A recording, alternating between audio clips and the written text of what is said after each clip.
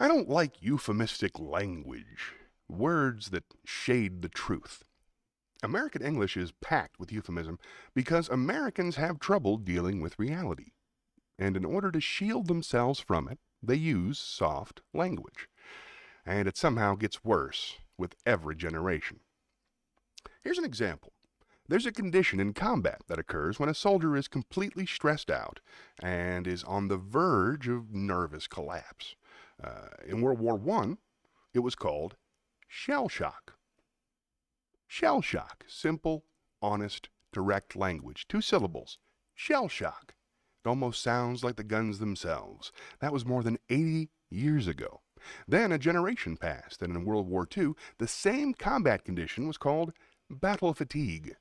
4 syllables now. Takes a little longer to say. Doesn't seem to hurt as much. Fatigue is a nicer word than shock. Shell shock. Battle fatigue.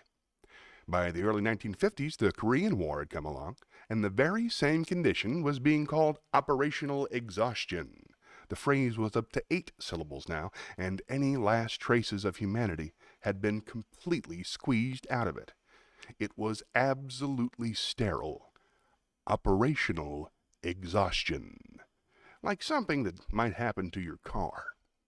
Then, barely 15 years later, we got into Vietnam, and, thanks to the deception surrounding that war, it's no surprise that the very same condition was referred to as post-traumatic stress disorder. Still 8 syllables, but we've added a hyphen, and the pain is completely buried under jargon. Post-traumatic stress disorder. I bet if they'd still been calling it shell shock, some of those Vietnam veterans might have received the attention they needed. But it didn't happen. And one of the reasons is that soft language, the language that takes the life out of life. And somehow, it keeps getting worse. Here are some examples. At some point in my life, the following changes all occurred. Toilet paper became bathroom tissue. Sneakers became running shoes. False teeth became dental appliances. Medicine became medication. Information became directory assistance. The dump became the landfill. Motels became motor lodges. House trailers became mobile homes. Used cars became previously owned vehicles. Room service became guest room dining. A riot became civil disorder. A strike became job action. A wildlife park became a jungle. A jungle became a rainforest. A swamp became wetlands. Glasses became prescription eyewear. A garage became a parking structure. Drug addiction became substance abuse. Soap opera became daytime drama. A gambling joint became a gaming resort. A prostitute became a sex worker. Theater became a performing arts center. And wife beating became domestic violence. Constipation became occasional irregularity. When I was a little boy, if I got sick, I went to a doctor who sent me to a hospital to be treated by other doctors. Now I go to a family practitioner who belongs to a health maintenance organization, which sends me to a wellness center to be treated by health care delivery professionals. Poor people used to live in slums.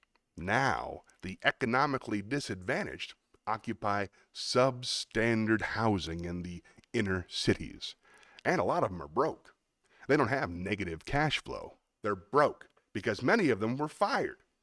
In other words, management wanted to curtail redundancies in the human resource area. And so many workers are no longer viable members of the workforce. Smug, greedy, well-fed white people have invented a language to conceal their sins. It's as simple as that. The CIA doesn't kill anybody. They neutralize people, or they depopulate an area. The government doesn't lie. It engages in disinformation.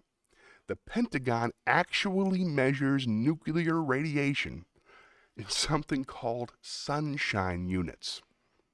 Israeli murderers are called commandos. Arab commandos are called terrorists. The Contra killers were known as freedom fighters. Well, if crime fighters fight crime and firefighters fight fire, what do freedom fighters fight? And some of this softened language is just silly and embarrassing. On the airlines, they say they're going to pre-board passengers in need of special assistance. Cripples. Simple, honest, direct language. There's no shame attached to the word cripple. No shame. It's a word used in Bible translations. Jesus healed the cripples. It doesn't take 6 words to describe that condition. But we don't have cripples anymore. Instead, we have the physically challenged. Is that a grotesque enough evasion for you? How about differently abled? I have actually heard cripples referred to as differently abled.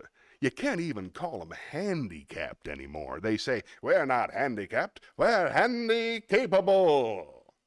These poor suckers have been bullshitted by the system into believing that if you change the name of the condition, you'll somehow change the condition. Well, it doesn't happen that way. I'm sure you've noticed we have no deaf people in this country.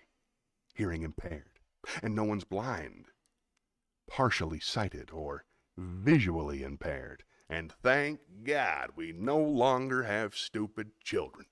Today's kids all have learning disabilities, or they're minimally exceptional. How would you like to be told that about your child? Actually, it sounds faintly positive.